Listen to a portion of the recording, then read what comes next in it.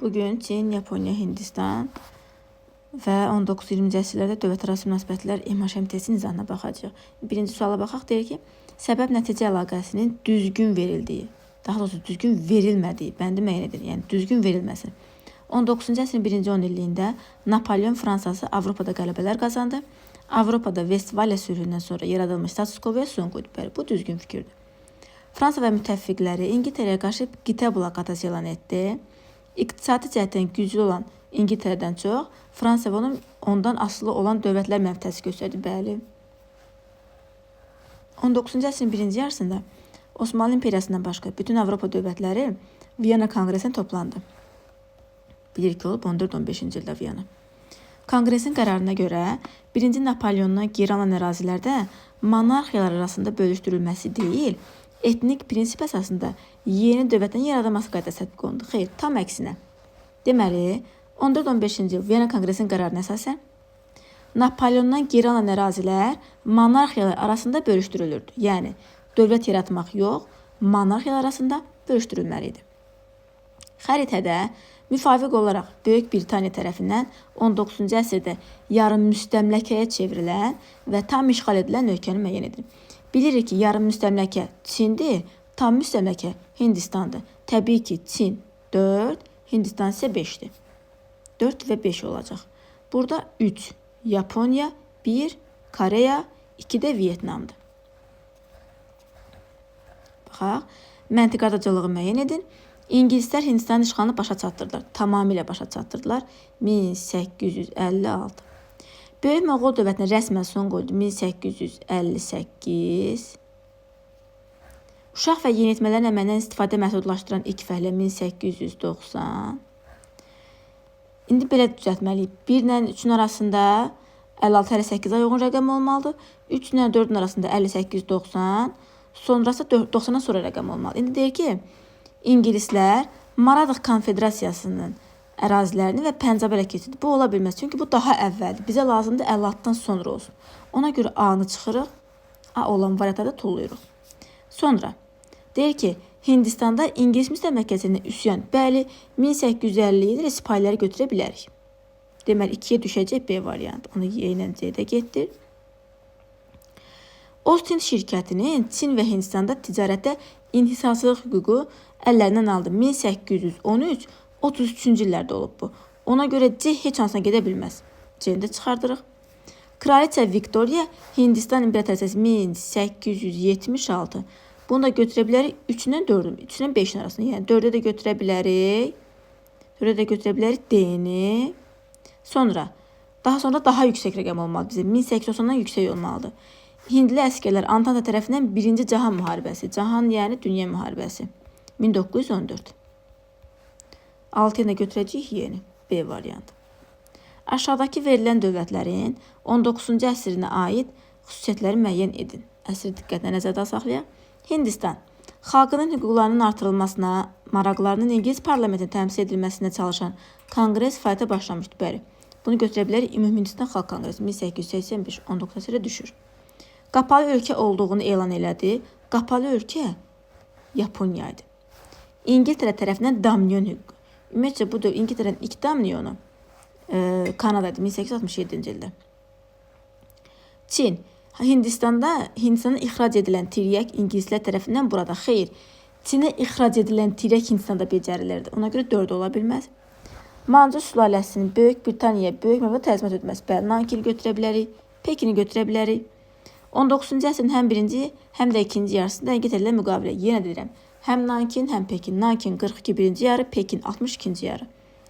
Deməli, A-ya düşdü 1, B-yə düşdü 5-6. Sonra, Yaponiya.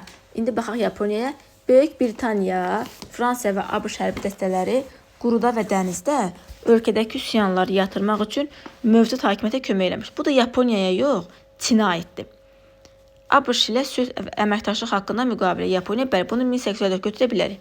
1854 götürə bilərik.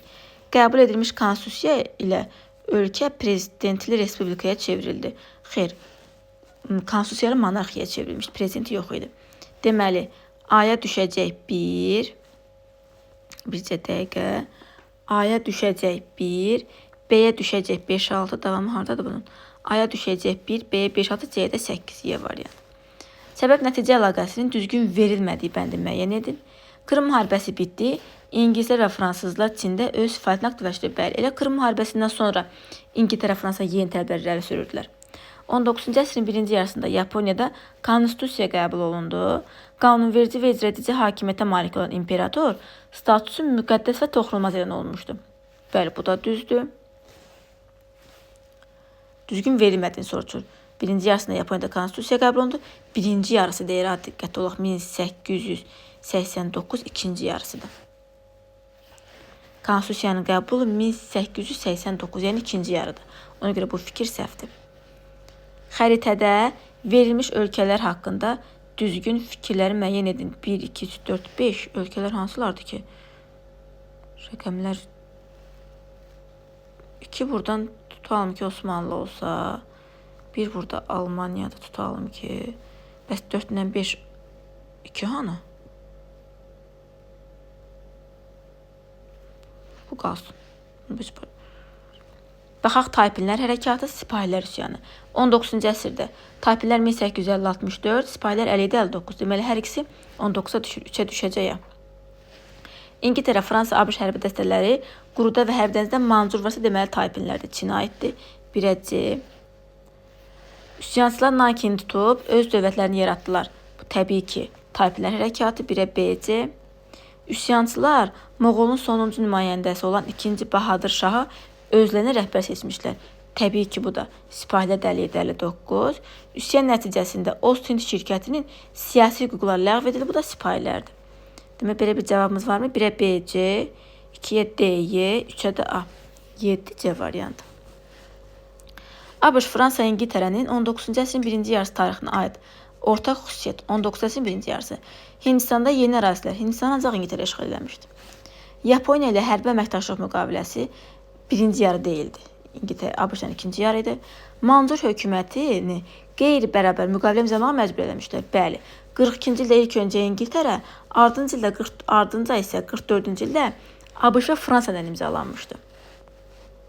9-a baxaq. 19-cu əsrin 50-ci illərinin birinci yarısında Yaponiya ilə sülh və dostluq haqqında müqavilə bağlayan ölkəni müəyyən edin. Bilirik ki, bu 1854-cü ildə ABŞ olub. ABŞ-da bilirik ki, 3 ABŞ, 1 Kanada, 2-dirsə Meksika, Braziliya, 5-də Argentina. Bizə lazımdır burada ABŞ. ABŞ-da 3-dür. Mətndə haqqında bəhs edilən islahat proqramını həyata keçirən hökümdar haqqında verilmiş yanlış fikri. Bütün dövlət işləri ictimai rəy, təbii ki, Mutsuhito. Heç oxumağa ehtiyac yoxdur, Mutsuhito. ABŞ ilə bizə yanlış istəyir. ABŞ ilə imzalanan sülh və dostluq haqqında müqaviləyə görə ABŞ gəmilərinə ölkənin bəzi limanlarına daxil olmaq. ABŞ ilə müqavilə imzalanmışdı 1854-cü ildə, Mutsuhito hakimiyyətə gəlmişdi 1867-68-ci ildə. Yəni, Mutsuhito'nun dövründə müqavilə imzalanmayıb, səhv fikirdir. Haqqında bəhs olunan dövlət xəritə müəyyən edin. 20-ci əsrin ikinci 10 illiyində monarxiya devrildi, müvəqqəti konstitusiya qəbul olundu, təbii ki, Çin olacaq 4, Hindistanda 5'dir. Çin 4, Hindistan 5. Başqa rəqəmlər yoxdur burada. Bu ərazi Yaponiyadır, burada Koreyadır. Rəqəmləri sadəcə görmürəm deyə. İngiltərə imperiyasının mirvarisi adlandırılan bu ölkəyə gedən yolun təhlükəsizliyini təmin edə bilmək üçün İngiltərə hansı ölkə ilə 19 əsrə müqavilə bağlamışdır? Bu ölkənin yerini xəritədə müəyyən edin. Qısacası deyir ki, İngiltərə müstəmləkəsi Hindistan, İngiltərədə Hindistan təhlükəsini təmin etmək üçün Qacarlarla 1814-cü ildə Tehran müqaviləsini imzalamışdır. Yəni bizə qısaca Qacarların yerini soruşur. Təbii ki, Qacarlar da burada 5 olacaq. 5.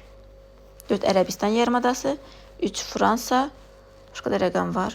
Yoxdur. 1 ilə 2 hardadır bəs? Rəqəmləri də heç görmürəm. Səbəb-nəticə əlaqəsinin düzgün verildiyi bəndi müəyyən edin.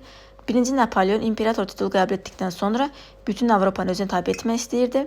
Nəticədə İngiltərə, Fransa, Avstriya, İsveç, Rusiya, Polşa, Osmanlı, Malta ona qarşı koalisiya yaratdılar. Osmanlı, Malta yəni əlaqəsi yoxdur. Yəni elə bu, amma bizə düzgün verilən soruşur deyə bu səhvdir. Bunu götürə bilmərik. Sonra Napolyon Avstriya və Rusiyanı Austerlitz döyüşündə məğlub etdi. Hər iki dövlətlə Tilsit sülhü. Austerlitz 1805-dir, Tilsit 1807, ancaq Rusiya ilə. Ona görə bu da səhv fikirdir. Napolyonu məğlub etdikdən sonra Avropa dövlətləri Viyana konqresində toplandı. Konqresdə aparıcı rolu İngiltərə, Rusiya, Avstriya və Prusiya oynayırdı. Bəli, elə burada olacaq C variant. Düzgün fikirdir. 1814-15-ci il. 19-cu əsrdə baş verən Krım müharibəsində Osmanlı tərəfinə yardım edən Avropa dövlətləri İngiltərə, Fransa, Sardiniya. İngiltərə, Fransa, Sardiniya. Bilirik ki, Krım müharibəsi 53-56-cı ildə olmuşdu deyə birinci imperiya götürə bilmərik. Müqəddəs Roma imperiyası heç yox idi. Fransa Respublika deyildi. Deməli, burada olacaq 1, bir də ikinci imperiya, bir də Sardiniya. 1, 5, 6. Sxemdə haqqında bəhs edilən konfransı və işarənin yerinə yazılmalı olan dövlətləri müəyyən edin. Deməli, Malta, Ceylon, Afrikanın cənubu təbii ki, İngiltərə.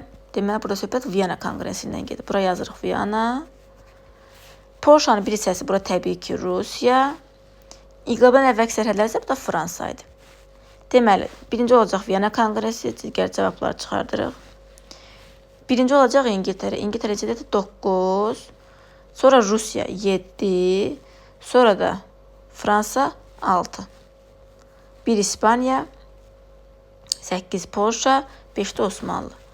Yanlış fikri müəyyən edin. 19-cu əsrin 70-ci illərinin ikinci yarısında İstanbula doğru irəliləyən Rus qoşunlarının qarşısını İngiltərə almışdı. Bəli, 77-78-ci il müharibəsində İngilis qoşunları İstanbula doğru gəlirdi ki, daha sonra Rus qoşunları. İngiltərə onların qarşısına demək bu düz fikirdir.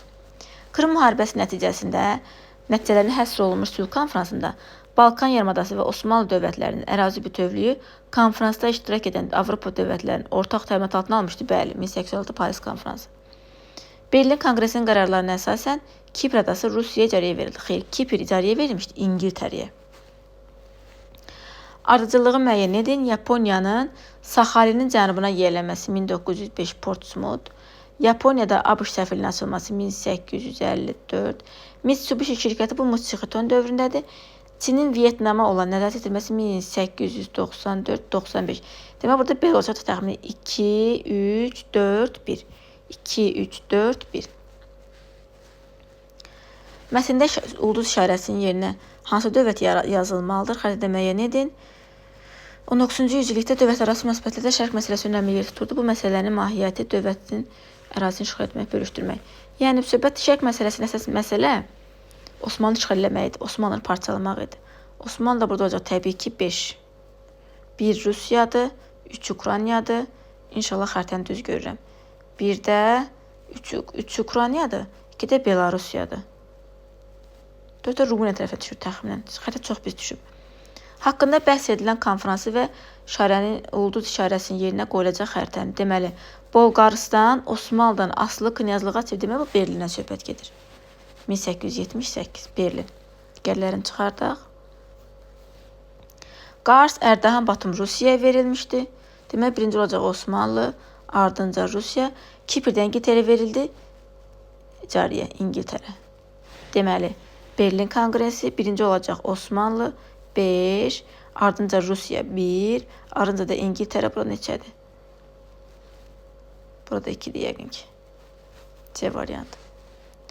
Uyğunluq gözlənilmişdir. Taypinlər üsyanı zamanı üsyan rəhbəri prezident təyin olundu. Xeyr, Taypinlərdə prezident yox idi. Taypin üsyanı zamanı üsyançılar Pekini tutub mərkəz xeyr Nankini tutmuşdular. Sipahilər hərəkatı nəticəsində ölkədə İngilis sərhədi qurulmuşdu. Bəli, 59-cu ildə üsyandan sonra Ostin şirkəti ləğv olunur, hakimiyyət İngilis sərhədinə keçir. Kampaniyanın adını müəyyən edin və sual işarələrinin yerini xəritədə müəyyən edin. 13-33-cü illərdə qəbul edilmiş Yeni Xartiya kampaniyasının Hindistan və Çində inhisarçılıq hüququ yox idi. Deməli, 1813-33 Ostin şirkəti, Hindistan bir də Çin. Çin 2, Hindistanda neçədir buradakı rəqəm? 5-dir deyəsən. Ostin şirkəti 2 ilə 5. Birinci tirək, ikinci tirək. Çin 5 liman ticarət üçün İngiltərəyə bağladı. Bağladı yox, açdı. Bir səhvdir. Faktoriyalarda ingilislər xarici missiya üçün eksetorial hüququ vermişdi. 2, bəli.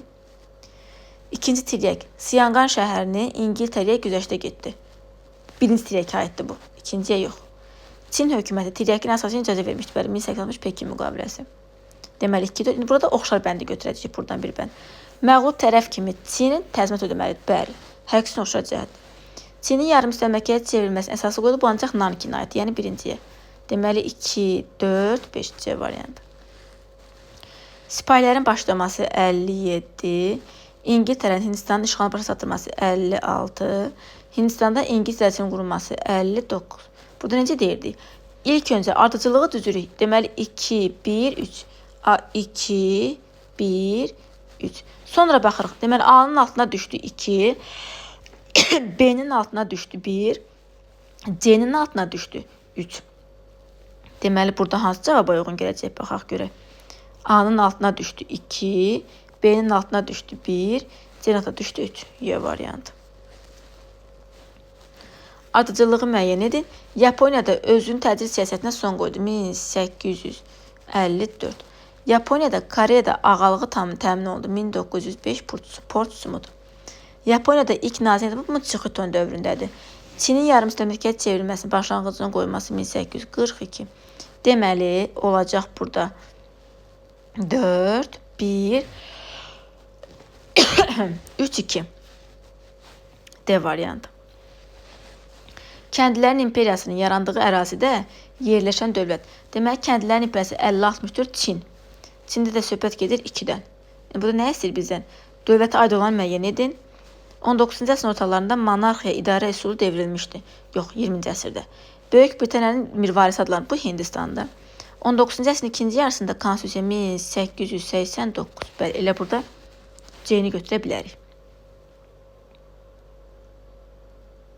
Daha doğrusu konstitusiya Yaponiyadaydı. Çində yox. Konstitusiya Yaponiyadadır. Ona görə bunu götürə bilmərik. Ərazisində həm yerli, həm də xaricilərə məxsus şəxsi məsələ açılmışdı. Bəli, təbii ki. Bu Çinə aid olacaq artıq. Yaponiya yox. Yaponiya bu ərazidə yerləşir. Diqqətindən qaçdı bir anlıq. Hadisələri zaman oxu ilə düzün. Yaponiyada konstitusiyanın qəbul olunması 1889. Rus-Yapon müharibəsi 1904. Yaponiyada Muchihiton 1867 təxmini. Deməli, necə cəcək? 3-1-2, A-ya 3, B-yə 1, C-yə 2. Deməli, hansı varianta uyğun gəlir? A-ya 3, B-yə 1, C-yə də 2. A variantı. Düzgün olmayan variantı seçin. İngiltərə Hindistan işğalının həyata keçirdiyi Olsun şirkəti. Bəli, 19-cu əsrin 50-ci illərində İngilis müstəmləkəsi zülmünə qarşı Hindistanda üsyan baş verdi. Bəli, sipahilər üsyanı. Çində başlayan Taypinlər hərəkatı Hindistanda sipahi üsyanı başlamasına bəhanə oldu. Əlaqəsi yoxdur, yəni. Çinlə Taypinlərin bir-birinə əlaqəsi yoxdur, yəni başlamasına bəhanə olsun. Yəni o əlaqəsi yoxdur. Neçənci sual baxırıq? 28. Deməli, deyir ki, Taypinlər hərəkatı sipahilər üsyanına aid oxşar cəhət qadınlara hüquq bərabərliyi vermişdir. Bu ancaq Taypinlərə aiddir. Ancaq Taypinlərə aiddir. Üsyanın yatırılmasında ingilislər elə bu olacaq. Hər iki üsyanın yatırılmasında ingilislər kömək eləmiş. Deməli, 28 olacaq B variantı. İndi baxaq 29-a. Üsyansızlar tərəfindən kəndlilərin imperiyası, bayaq dediyimiz kimi Çin. Kəndlilərin imperiyası Çin idi 4. 5 Hindistandır. Burada rəqəmləri görmürəm. Yəni 1, 2, 3 rəqəmləri görmürəm. Bura Yaponiyadır. Bura Koreyadır. Bura Vietnamdır. Mən başqa rəqəm görmürəm. Çində Mancur ağalığı dövründə baş verməsin. Yəni Mancur ağalığı 1644-1912. İngiltərə ilə müqavilə. Bəli, 42 Nankini götürə bilərik. 60 Pekini götürə bilərik. Birləşmiş İttifaq Təşkilatının yaradılması 1905 Sun Yat-sen götürə bilərik. Konstitusiyanın qəbul olması 1911-13 inqilabının içindəydi, amma əvvəl Mancuru devrirlər, sonra konstitusiyanı qəbul edirlər. Ona görə buna götürə bilmərik ki, konstitusiya qəbul olunmuş. Çünki əvvəlcə Mancur gedir, sonra konstitusiya qəbul olunur. Vietnam, Koreya və Tayvan üzərində nəzarəti 19-cu əsrin ikinci yarısında itirən dövlət təbii ki, məğlub olub itirmişdi. Çin. Yaponiya məğlub olur və nəzarət itirmişdi. Deməli, Çin neçədir? Çin 2-dir. Deməli, 31 olacaq C variantı. Buradan xəritə görsənir. 5 Hindistan, 4 Monqolistan, 3 Qazaxıstan, burada Hindistan, Pakistan, bir də Əfqanistan. 32-yə baxaq. Yaponiyada keçirilən burjua islahatlarına görə imperator hakimiyyəti məhdud, xeyr, qeyri-məhdud idi. Təhkimçiliyin əlaqəsi yox, artıq kapitalizmdir. Samuray dəstələri yenidən təşkil olundu. Samuray dəstələrini ümumiyyətcə yenidən təşkil olundu. Samuray ləğv elədi. Ümumi hərbi mükəmməl yeni ordu yaratmışdı. Bazar iqtisadiyyatının inkişafına şərait yaratdı. Bəli. Yeni şirkətlər yaranır. Bu da iqtisadiyyatın inkişafına təkan vermişdi. Ardıcıllığı müəyyən Portsmouth 1905, Nanking müqaviləsi 1842, Ayqun 58, Pekin 60. Deməli 58-60. 2-3-4-1. Səhv düzmədimsə. Belə bir cavab var. 2-3-4-1. Variant. Ardıcıllıq. Oçin şirkətinin Çində ticarət üzərində inhisarçılıq hüququnun itirməsi 1813-33. 13-33. Çinin Amurun sol sahilində Rusiyaya, yəni 58 Ayqun müqaviləsi. Tsusima döyüşünün baş verməsi 1945 müharibəsində. Niyə 40 yazdım? 5. HMK-nin yaradılması 1885. Deməli 13-33, 58. Deməli 1, 2, 4, 3. 4 A variantı. 19-cu yüzilliyin birinci yarısında milli kapitala əsaslanan ilk toxuculuq, yəni ikinci yarısında 1884 Bombeydə açılmışdı, yəni Hindistanda. Hindistanda bu ərazidə, burada rəqəm neçəyə görsənir bilmirəm. Başa düşmürəm. Bura Çindir, burada Hindistandır. Amma yəni rəqəm neçədə başa düşmürəm. 19-cu yüzilin ikinci yarısında konstitusiyalı monarxiya elan olunan dövlətləri müəyyən edin. 19-cu əsrin ikinci yarısında konstitusiyalı monarxiya elan olunub 1889 Yaponiya. Yaponiya burada heç görsənmir ümumiyyətcə. Bura Hindistandır. Daha doğrusu bura Çindir, bura Hindistandır. Bir də konstitusiyalı monarxiyanı Osmanlı'nı götürə bilərik. Osmanlı da burada təxmini burada 2-yə oxşur, bu 2-dirsə əgər. Amma yəni xəritədən yeni rəqəmdən heç nə görsənmir. Ardıcılığı müəyyən edin. ABŞ-ın Manchu sülaləsi ilə ilk qeyri-bərabər müqavilənin imzalanması 1844. İngilislərə Çində eksterritoriallıq hüququnun verilməsi 1842. Hindistanda uşaq və yeniyetmələr 1890-cı illər. Şimali Qafqazın Rusiya tərəfindən işğalının başa çatması 1864. Deməli 42-44, 2-1, 4-3 A variantı. 19-cu yüzilliyin ikinci yarısında Hindistan tarixinə aid deyil, milli kapitala məxsus müəssisənin yaradılması aid olmayan soruşur, bu düzdür. İlk metallurgiya zavodu, bəli. Kapitalist məhsulların yaranmağa başlaması, bəli. Oçin şirkətinin siyasi hüququ, bəli, 1859. Hindistanda Milli Konqresin üzvlərinə qarşı sərt cəza tədbirlər. Milli Konqresin üzvlərinə yox, sadəcə parçalı hökmranlıq siyasəti yürüdürdülər. Ardıcılığı müəyyən edin. Çində direksiyyatın qadağan 1800. Taypin dövlətin paytaxtının süqut etməsi, yəni kəndlərin imperiyasıdır 1864. Manchu sülaləsinin devrilməsi nəticəsində inqilabın başlaması 1911. Çində prezident Darəsulov inqilabdan sonra, deməli ilk öncə inqilab 1, 2, 3, 4, 1, 2, 3, 4. Var belə bir rəqəm? Bəli. 39 B variantı. Uyğunluq pozulmuşdur. Tiryək müharibəsinə görə Siyanqan ingilislərə verildi. Tiryək müharibəsinə görə bəli 1842 Nanking düzdür. Rus-Yapon müharibəsi ABŞ-da bəli 1905 Portsmouth. 19-cu əsrin ortalarında Yaponiyada özüntəzir siyasətinə son qoydu bəli 1854. 1868 burjua islahatı Yaponiyada vətəndaşlar söz azadlığı. Vətəndaşlar söz azadlığı verilmişdi 1889-cu il konstitusiyası ilə. Yəni islahatla yox, konstitusiya ilə. Ona görə D səhv olacaq, amma Y-yə də baxın. 19-cu əsrin ikinci yarısında Gündoğan ölkə adlandırılan ərazidə yeni pedaqoji məktəbdə, bu da Yaponiya.